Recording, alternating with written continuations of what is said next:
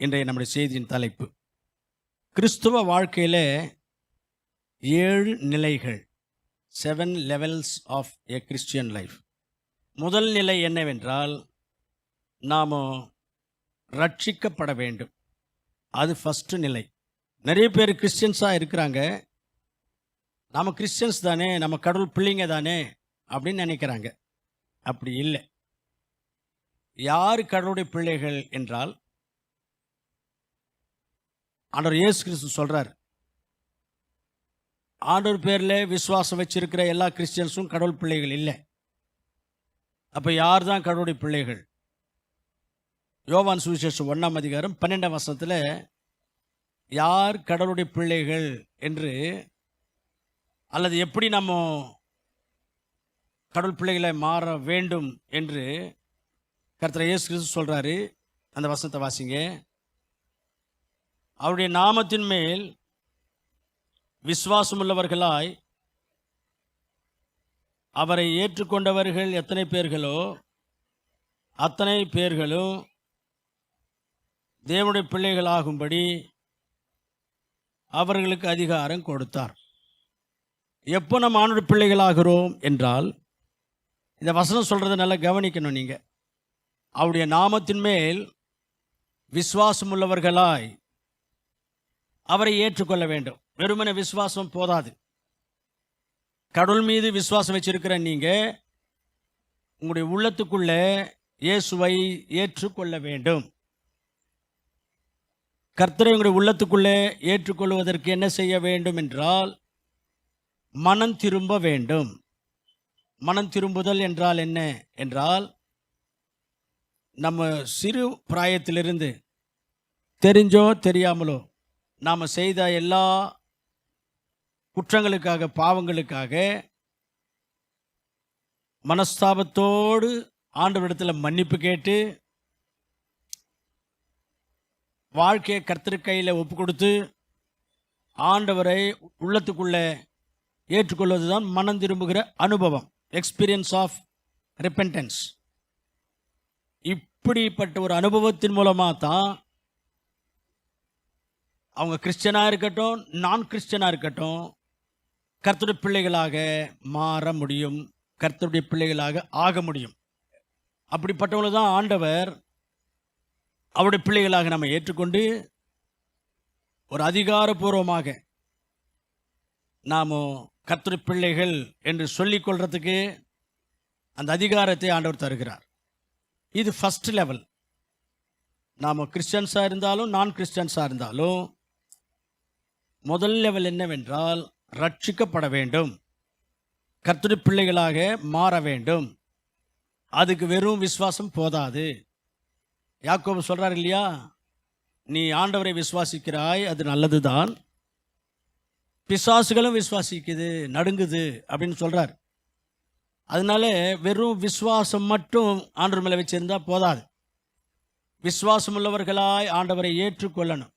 அவங்க தான் கர்த்தருடைய பிள்ளைகள் என்ற அந்த இடத்துக்கு வர்றாங்க. அதனால் பிரியமானவர்களே, நீங்கள் கிறிஸ்டியன்ஸாக இருக்கலாம், 20 வருஷமாக சர்ச்சுக்கு வந்துன்னு இருக்கலாம். நீங்கள் மனம் திரும்பாத வரைக்கும், உங்கள் குறை குற்றங்களையும் பாவங்களையும் ஆண்டவரத்தில் அறிக்கை செய்து ஆண்டவரை உள்ளத்தில் ஏற்றுக்கொள்ளாத வரைக்கும் உங்களை ஆண்டவர் கடவுள் பிள்ளைகளாய் ஏற்றுக்கொள்ளவில்லை, அங்கீகரிக்கவில்லை. இதை புரிஞ்சுக்கோங்க. மனம் திரும்பி கர்த்தருடைய பிள்ளைகளாய் மாறுங்க. ரோமர் 8:17 இருக்கிறபடி நீங்கள் கர்த்தருடைய பிள்ளைகளாய் மாறிவிட்டால் கர்த்தருடைய ஆசீர்வாதங்களுக்கெல்லாம் வாரிசுகளாய் இருப்பீங்க. இது முதல் நிலை. ரெண்டாவது நிலை, செகண்ட் லெவல் என்னவென்றால், நீ மனம் திரும்பி ரட்சிக்கப்பட்டு ஞானஸ்நானம் எடுத்த பிறகு ஆண்டவரை ஆராதனை செய்கிறவராய் மாற வேண்டும். ஆண்டவரை ஆராதனை செய்ய ஆவலோடு வாஞ்சையோடு கர்த்தரை ஒவ்வொரு வாரமும் ஆராதனை பண்ணணும். நீங்கள் நிறைய பேர் எல்லாரோட சேர்ந்து ஆராதனை பண்ணுறீங்களே ஒழிய, தனிமையாய் கர்த்தர் உங்களுக்கு செய்த அனுபவங்களை பரிசுத்தவான்கள் மத்தியில் சொல்லி அல்லது அதை நினைவு கூர்ந்து அதை சொல்லிக்கொண்டே, கர்த்தாவே நீங்கள் இதை செய்திருக்கிறீங்க, இப்படி என்னுடைய வாழ்க்கையில் நீங்கள் அற்புதங்களை செய்திருக்கிறீங்க, சுகத்தை கொடுத்துருக்கிறீங்க, என்னை ரட்சித்தீங்க. என்னுடைய வாழ்க்கையில், என் குடும்பத்தில், தனிப்பட்ட வாழ்க்கையில் இப்படியெல்லாம் நீங்கள் என்னை வழிநடத்தி கொண்டிருக்கிறீங்க என்று கர்த்தருடைய நன்மைகளையும் கர்த்தருடைய மகிமைகளையும் சொல்லி பரிசுத்தவான்கள் நடுவில் கர்த்தரை மகிமைப்படுத்தி ஆராதனை செய்யறதில்லை. எல்லாரோட சேர்ந்து ஆராதனை பண்ணுறீங்க. அப்படி இருக்கக்கூடாது. ஒரு வசனத்தை வாசிங்க. என்னாகமத்தில் 15ஆம் அதிகாரத்தில் 32லேருந்து 36 வரைக்கும் வாசிப்போமானால், ஆராதனைக்கு ஆண்டவர் எவ்வளவு முக்கியத்துவத்தை தருகிறார், இம்பார்ட்டன்ஸ் தருகிறார் என்பதை நீங்கள் அங்கே புரிஞ்சுக்கலாம். வாசிக்கிறீங்களா? இஸ்ரவேல் புத்திரர் வனாந்தரத்தில் இருக்கையில் ஓய்வு நாளிலே விறகுகளை பொறுக்கிறதுக்காக ஒரு மனுஷன் போகிறான். அங்கே அப்படியே சொல்லிடுறேன் பாருங்களேன். ஆண்டவருடைய 10 கட்டளைகளில் 4வது கட்டளை, ஓய்வு நாளை பரிசுத்தமாய் நீங்கள் ஆசரிக்க வேண்டும். இதை அசட்டை பண்ணிட்டு, கேர்லெஸ் பண்ணிட்டு, ஓய்வு நாளில் ஆண்டவருடைய ஆலய கர்த்தரை ஆராதனை செய்யணும்னு ஆண்டவர் சொல்லியிருந்தும் அதை அலட்சியப்படுத்திட்டு விறகு பொறுக்கிறதுக்கு ஒருத்தன் போயிட்டான். அவனை பிடிச்சிட்டு வந்தாங்க. மோசே தான் அவங்களுக்கு பாஸ்டர். கொண்டு வந்து நிறுத்தினாங்க. ஐயா, ஆண்டுடைய கட்டளை மதிக்காமல் இவன் இந்த மாதிரி போயிட்டான் அப்படின்ட்டு கொண்டு வந்து ஹேண்ட் ஓவர் பண்ணுறாங்க. மோசே ஆண்டவர்கிட்ட கேட்குறார், இந்த மாதிரி பண்ணியிருக்கிறான் ஆண்டவரே, என்ன பண்ணட்டும், இவனை பற்றி நீங்கள் என்ன சொல்கிறீங்கன்னு கேட்குறாரு. அப்போ ஆண்டவர் சொல்கிறாரு, நீங்கள் எல்லாரும் கல்லுங்களால் அடித்து அவனை சாவடிச்சிருங்கன்ட்டார். கல்லுங்களால் அடித்து சாவடிச்சிருங்கன்ட்டார். இதிலிருந்து இந்த ஆராதனைக்கு ஆண்டவர் எவ்வளோ முக்கியத்துவம் தர்றாரு என்பதை நம்ம புரிஞ்சுக்கணும். ஆகவே பிரியமானவர்களே, நாம் ஆண்டோட பிள்ளைகளாக மாறிட்ட பிறகு கர்த்தரை ஆராதனை செய்கிறவங்களாக மாறணும். சபையார் மத்தியில் நின்று அல்லது முழங்கால் படிட்டு கர்த்தர் செய்த நன்மைகள், உபகாரங்களை, அவருடைய அன்பு, அவருடைய பாசம், அவர் உங்களுக்கு செய்த அற்புதங்கள் சொல்லி சொல்லி கர்த்தருடைய நாமத்தை மகிமைப்படுத்தி தனித்தனியாக ஆராதனை பண்ணுறவங்களாக நீங்கள் மாறணும். இது 2வது லெவல். 3வது லெவல் என்னென்னா, கர்த்தர் பிள்ளைகளாய் மாறிட்டோம், கர்த்தரை ஆராதிக்கிற மக்களாக மாறிட்டோம். அடுத்த நிலை என்னன்னா, நம்முடைய தோற்றத்தை மாற்றிக்கொள்ளணும். நம்முடைய தோற்றத்தை மாற்றிக்கொள்ளணும். இன்னைக்கு நிறைய பேர் ரட்சிக்கப்பட்டிருக்கிறாங்க, ஆராதனை செய்கிறாங்க. இன்னும் சொல்லணும்னா, ஆராதனையிலே மக்களை நடத்துகிற ஆராதனை வீரர்களாக இருக்கிறாங்க, அதாவது வர்ஷிப் லீடர்ஸ். ஆனால் அவருடைய ட்ரெஸ்ஸு சென்ஸை பார்த்தா ரொம்ப கோரமாக இருக்குது, நல்லா இல்லை, நம்ம ஏற்றுக்கொள்ளுகிற வகையில் இல்லை.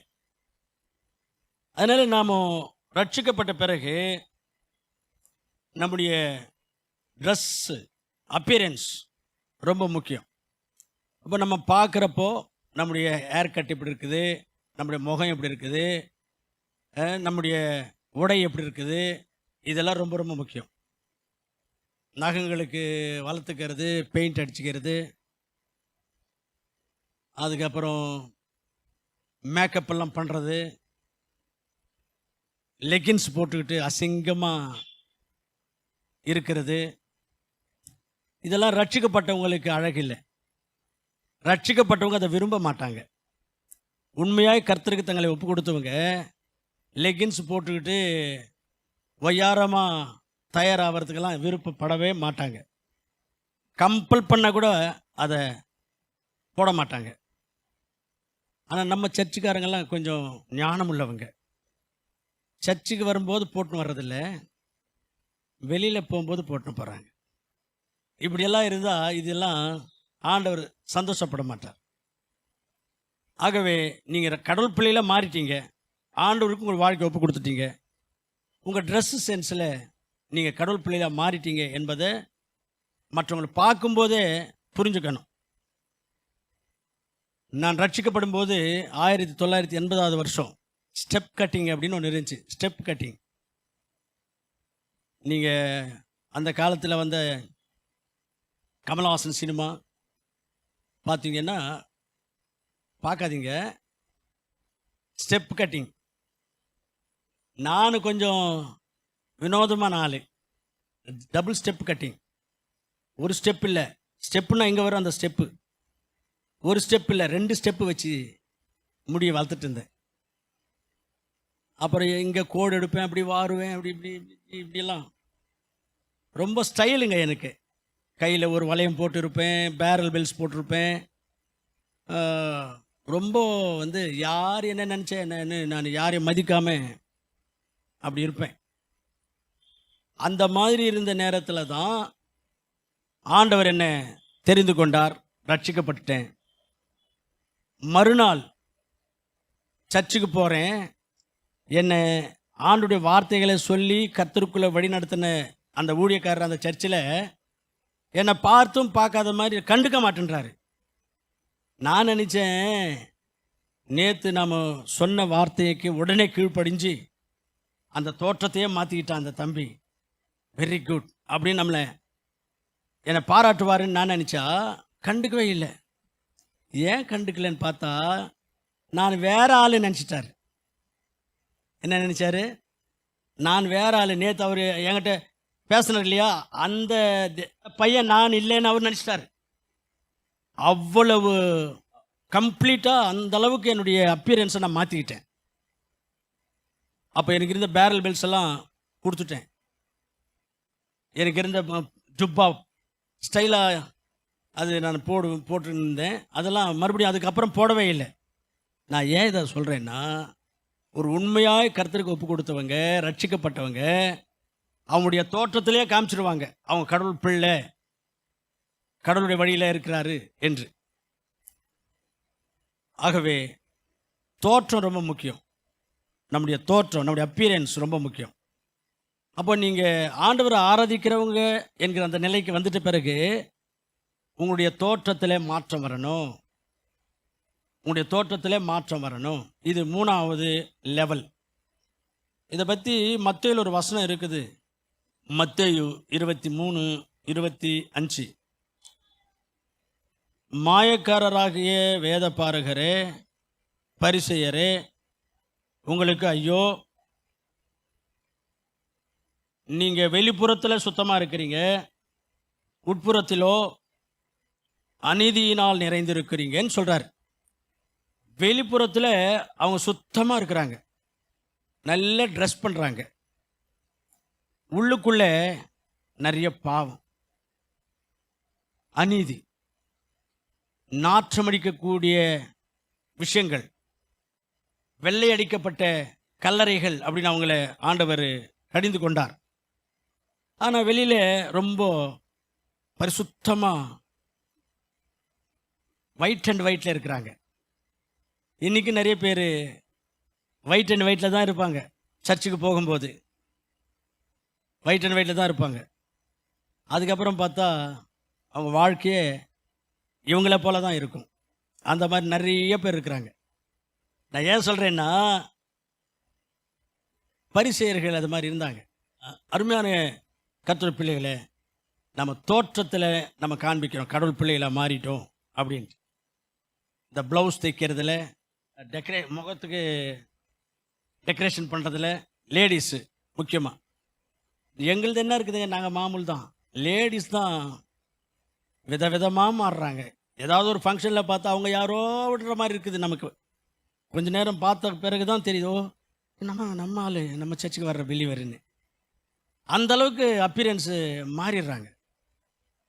பொண்ணை விட ஒய்யாரமாக ஃபங்க்ஷனுக்கு வந்தவங்க டெக்கரேஷன் பண்ணிக்கிறாங்க. அதுதான் என்னால் ஜீர்ணிக்கவே முடியறதில்ல. அருவருப்பாக இருக்குது அவங்களெல்லாம் பார்க்கும்போது.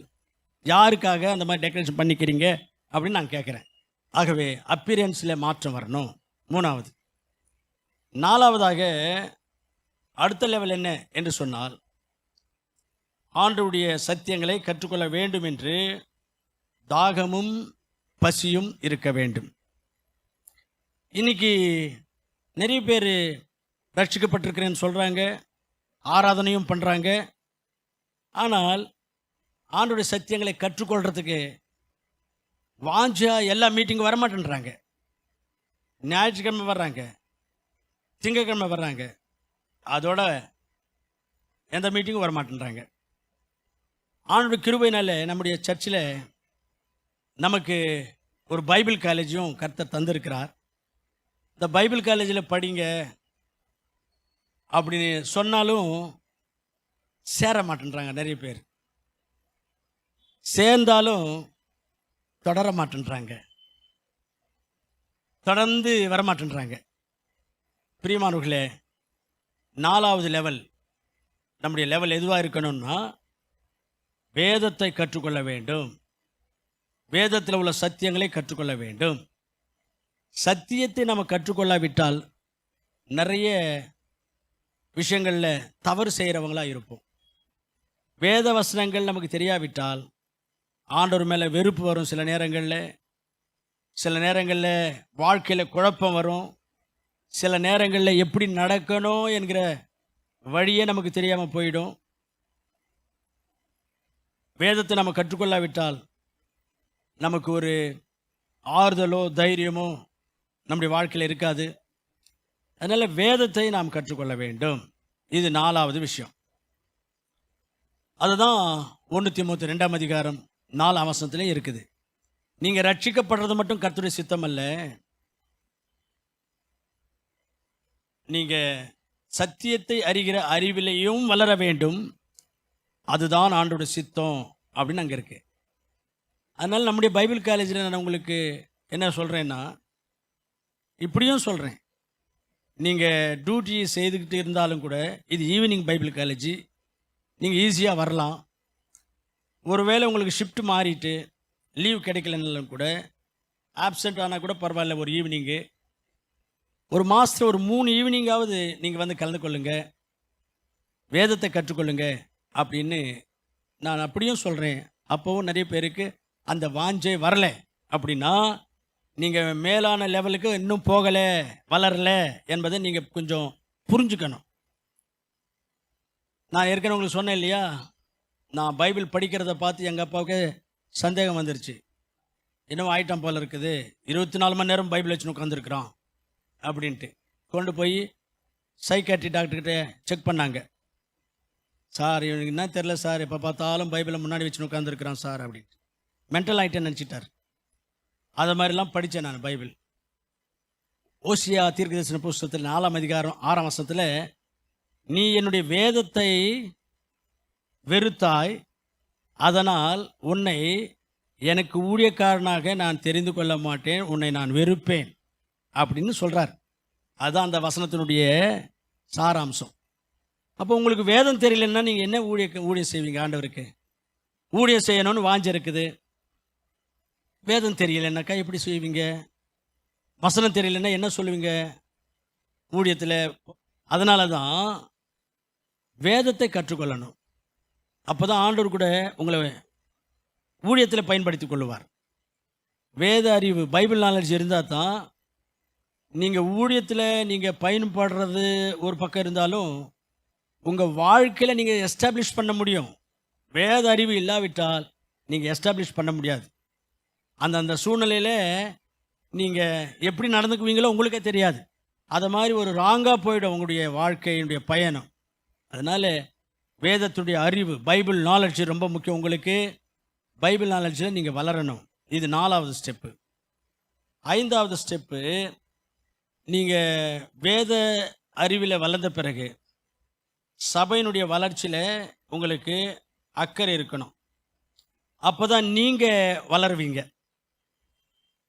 நம்ம சர்ச்சு நல்ல டெவலப் ஆகணும் என்கிற சிந்தை யாருக்கு இருக்குமோ அவங்கள ஆண்டவர் டெவலப் பண்ணுவார். ஆகாய் தீர்க்கதரிசன புஸ்தகத்தில் 1ஆம் அதிகாரத்தில் 6லிருந்து 9 வரைக்கும் வாசிங்க.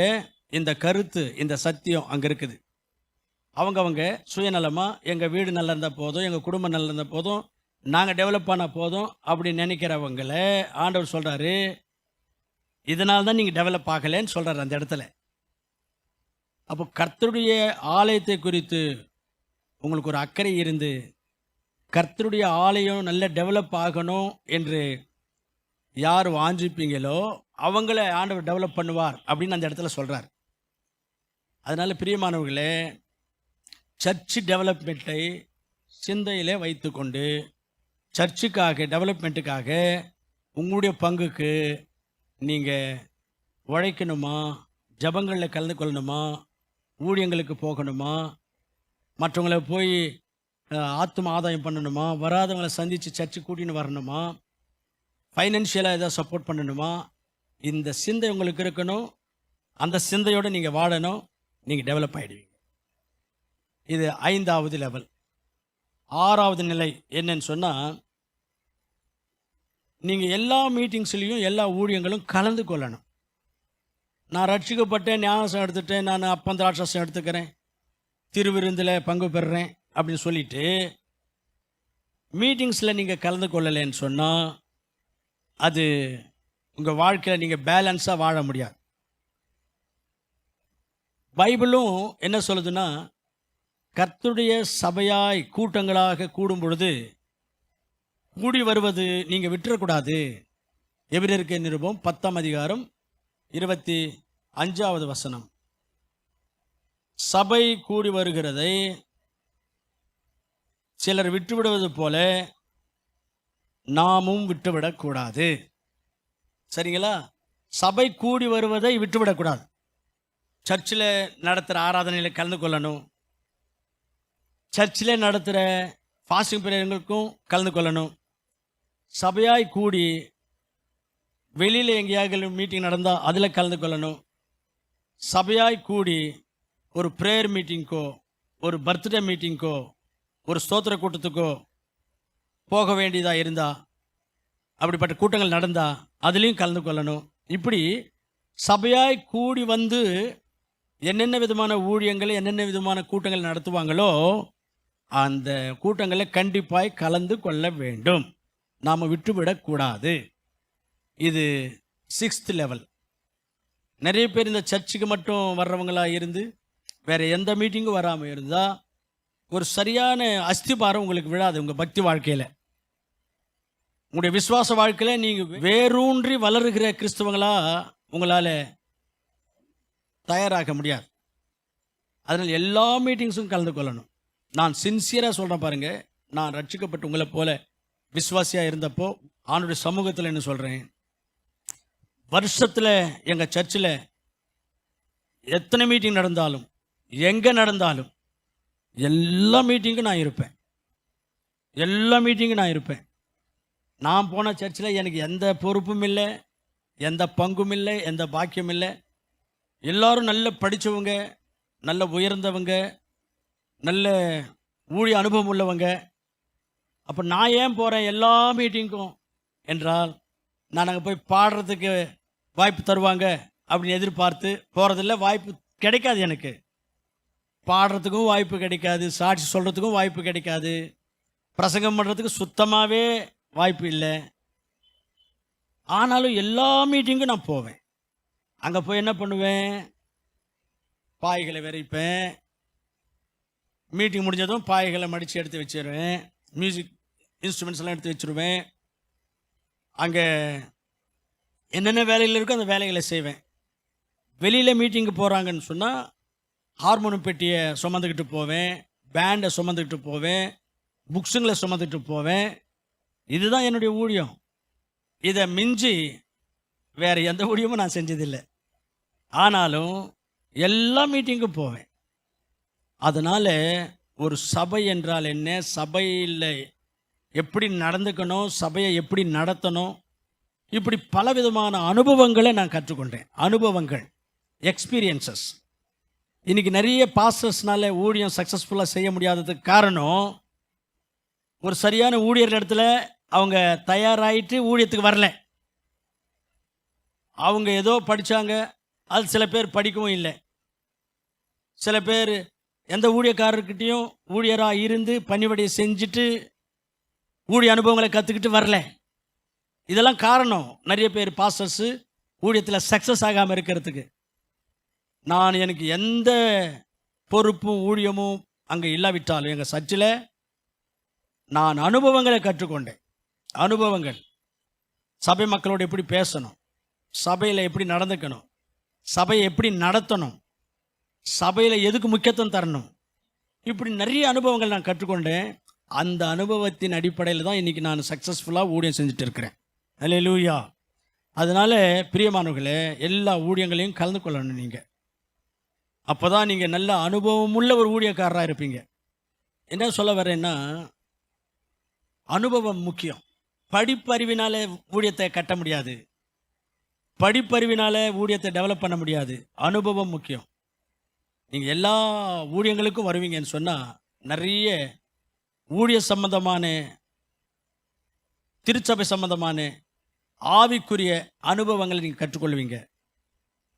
அதுக்கப்புறம் நீங்கள் நல்ல ஒரு ஊழியக்காரங்களை உருவாவீங்க. ஆகவே பிரியமானவர்களே, கர்த்தருடைய பிள்ளைகளாக இருக்கிற உங்களுடைய 6th லெவல் என்னன்னு சொன்னால், எல்லா ஊழியங்களும் கலந்துக்கோங்க. நீங்கள் அங்கே பாட்டு பாடுறவங்களா இருந்தாலும் இல்லாவிட்டாலும், நீங்கள் பைபிள் படிக்கிறவங்களா இருந்தாலும் இல்லாவிட்டாலும், நீங்கள் பிரசங்கம் பண்ணுறவங்களா இருந்தாலும் இல்லாவிட்டாலும், நீங்கள் வெறுமனே வந்துட்டு வந்தாலும் கூட சரிங்க, அனுபவங்கள் வரும், நல்ல எக்ஸ்பீரியன்ஸ் வரும், அனுபவங்கள் வரணும். அதனால் அனுபவம் ரொம்ப முக்கியம். சரிங்களா? ஒரு கிறிஸ்தவங்களாக வாழறவங்களுக்கு 7வது லெவல் என்ன என்று சொன்னால், நீங்கள் அந்த ரட்சிக்கப்பட்ட புதிதில் கர்த்தர் மேலே எவ்வளவு அன்பாக இருந்தீங்களோ அந்த அன்பு தணிஞ்சு போகாமல் பார்த்துக்கொள்ளணும். கர்த்தர் மேலே உங்களுக்கு இருந்த அன்பு, கர்த்தர் மேலே உங்களுக்கு இருந்த வைராக்கியம், கர்த்தருக்காக நீங்கள் எடுத்த தீர்மானங்கள், அதில் தோய்வு வரக்கூடாது, குறையக்கூடாது. அதை அப்படியே மெயின்டைன் பண்ணிக்கிட்டே வரணும். வெளிப்படுத்தின விசேஷத்தில் 2ஆம் அதிகாரம் 4ஆம் வசனத்தில் எபேசு சபையாரை பார்த்து ஆண்டவர் சொல்கிறார், ஆனாலும் ஆதியிலே உனக்கு இருந்த அன்பை விட்டுட்டியே அப்படின்றார் ஆண்டவர்.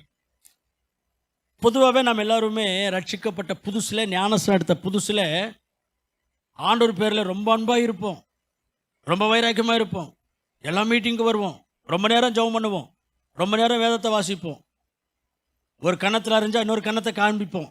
அந்த அளவுக்கு பொறுமை, அந்த அளவுக்கு சகிப்பு, அந்த அளவுக்கு சாட்சியாக வாழணும் என்கிற வாஞ்சை. எப்போ? ரட்சிக்கப்பட்ட புதுசில். அதே மாதிரி தானே நான் இன்னைக்கு இருக்கிறேன்னு சொல்லி கை உயர்த்துங்க பார்க்கலாம் யாராவது. அதே மாதிரி தானா நான் ரட்சிக்கப்பட்ட புதுசில் எந்த அளவுக்கு ஆண்டவர் மேலே அன்பாக இருந்தேனோ, வைராக்கியமாக இருந்தேனோ, கர்த்தருக்கு பிரியமாக நடந்தேனோ, சகித்து கொண்டிருந்தேனோ, சாட்சியாக வாழ்ந்தேனோ, அதே போல தான் இன்றைக்கும் நான் இருக்கிறேன். யாராவது கையை உயர்த்துங்க, உலகம் பார்க்கட்டும். இது நேச்சுரல் தான், இது நேச்சுரல் தான். நான் ரட்சிக்கப்பட்ட புதுசில் மசூதியாக போவேன் ஏசாமி பற்றி சொல்கிறதுக்கு.